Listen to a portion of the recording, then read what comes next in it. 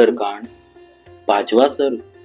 हनुमान जी का रावण के अंतपुर में घर घर में सीता माता को ढूंढना और उन्हें ना देख कर दुखी होना।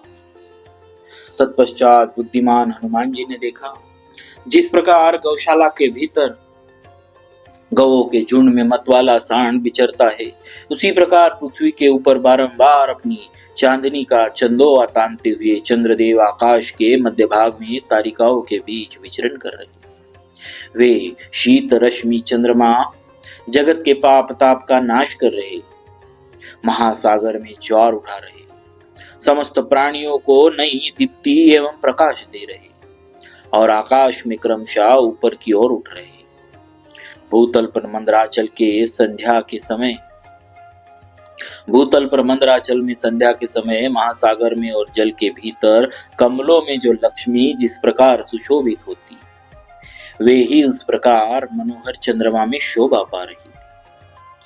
जैसे चांदी के पिंजरे में हंस, मंदराचल की कंदरा में सिंह तथा मदमत्त हाथी की पीठ पर वीर पुरुष शोभा पाते, उसी प्रकार आकाश में चंद्रदेव सुशोभित हो रहे थे।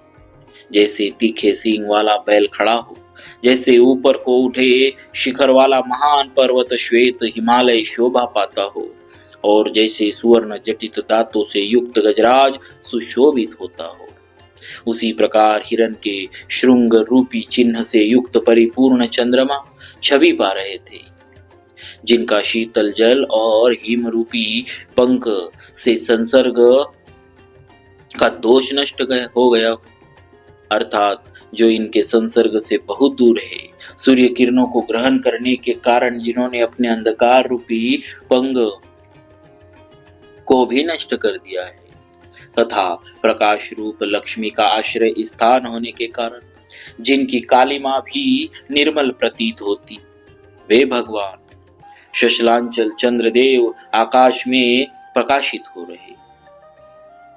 जैसे गुफा के बाहर शिला तल पर बैठा हुआ मृगराज सिंह शोभा पाता है, जैसे विशाल वन में पहुंचकर गजराज सुशोभित होता है, तथा जैसे राज्य पाकर राजा अधिक शोभा से संपन्न हो जाता है, उसी प्रकार निर्मल प्रकाश से युक्त होकर चंद्रदेव सुशोभित हो रहे।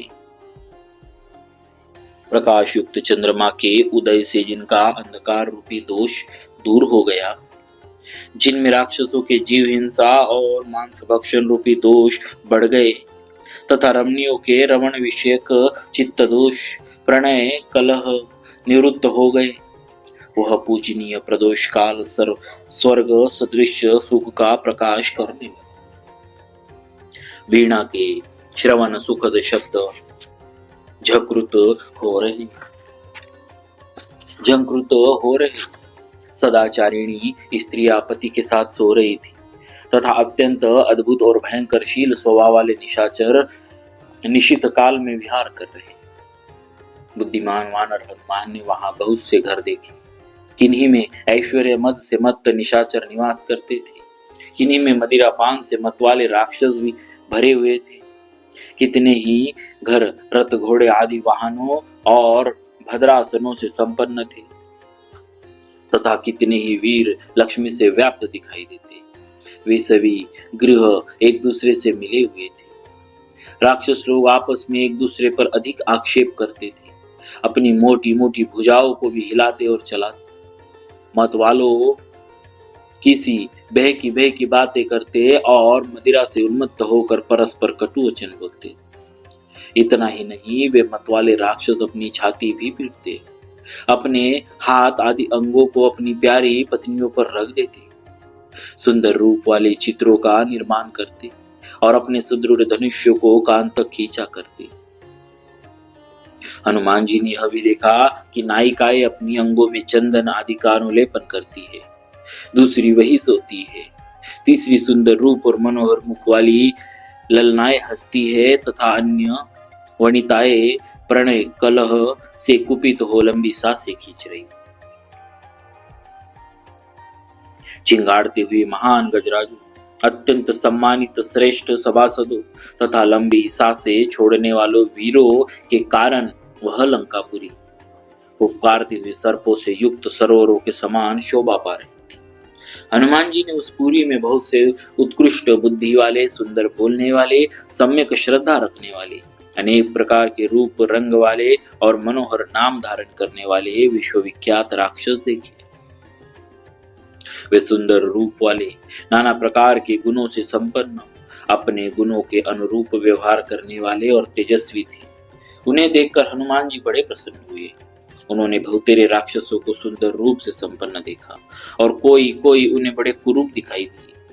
तदनंतर वहां उन्होंने सुंदर वस्त्राभूषण धारण करने के योग्य सुंदरी राक्षस रमणियों को देखा, जिनका भाव अत्यंत विशुद्ध था। वे बड़ी प्रभावशालिनी थी। उनका मत प्रियतम में तथा मधु पान में आसक्त था। वे तारिकाओं की भांति कांतिमती और सुंदर स्वभाव वाली थी। हनुमान जी की दृष्टि में कुछ ऐसी स्त्रियां भी आई जो अपने रूप सौंदर्य से प्रकाशित हो रही थी। वे बड़ी लजीली थी और आधी रात के समय अपने प्रियतम के आलिंगन पाश में इस प्रकार बंधी हुई थी जैसे पक्षिनी पक्षी के द्वारा आलिंगित होती है। वे सब के सब आनंद में मग्न थी। दूसरी बहुत सी स्त्रियां महलों की छतों पर बैठी थी। वे पति की सेवा में तत्पर रहने वाली, धर्मपरायणा, विवाहिता और काम भाव से भावित थी। हनुमान जी ने उन सबको अपने प्रियतम के अंक में सुखपूर्वक बैठी देखा। कितनी ही कामिनियां सुवर्ण रेखा के समान कांतिमती दिखाई देती। उन्होंने अपनी ओढ़नी उतार दी थी।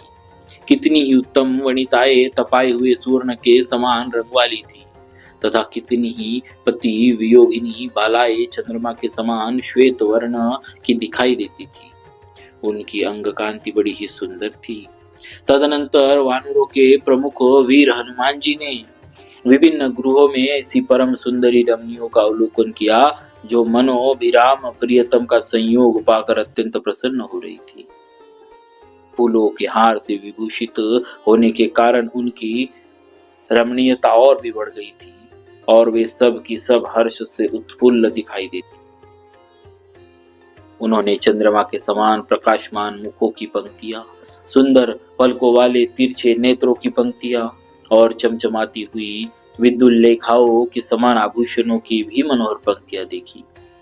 किंतु जो मनुष्य के मानसिक संकल्प से धर्म मार्ग पर स्थित रहने वाले राजकुल में प्रकट हुई थी, जिनका प्रादुर्भाव परम ऐश्वर्य की प्राप्ति कराने वाला था, जिनका प्रादुर्भाव परम ऐश्वर्य की प्राप्ति कराने वाला है, जो परम सुंदर रूप में उत्पन्न हुई प्रफुल्ल लता के समान शोभा पाती थी, उन कुशांगी सीता को उन्होंने वहां कहीं नहीं देखा। जो सदा सनातन मार्ग पर स्थित रहने वाली, श्री राम पर ही दृष्टि रखने वाली, श्री राम विषय काम या प्रेम से परिपूर्ण,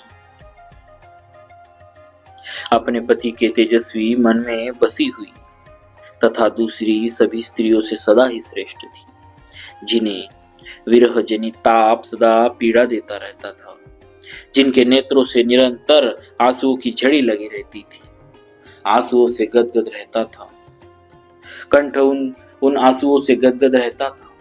पहले संयोग काल में जिनका कंठ श्रेष्ठ एवं बहुमूल्य निष्क पदक से विभूषित रहा करता था, जिनकी पलकें बहुत ही सुंदर थी और कंठ स्वर अत्यंत मधुर था तथा जो वन में नृत्य करने वाली मयूर के समान मनोहर लगती थी, जो मेघ आदि से आच्छादित होने के कारण अव्यक्त रेखा वाली चंद्र लेखा के समान दिखाई देती थी, धूली धूसर सुवर्ण रेखा सी प्रतीत होती थी, बाण के आघात से उत्पन्न हुई रेखा चिन्ह सी जान पड़ती थी तथा वायु के द्वारा उड़ाई जाती हुई बादलों की रेखा सी दृष्टिगोचर होती थी।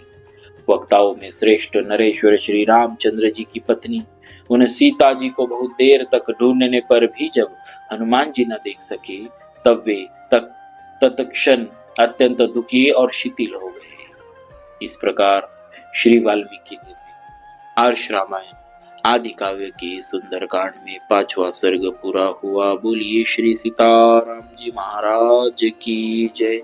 भक्तवत्सल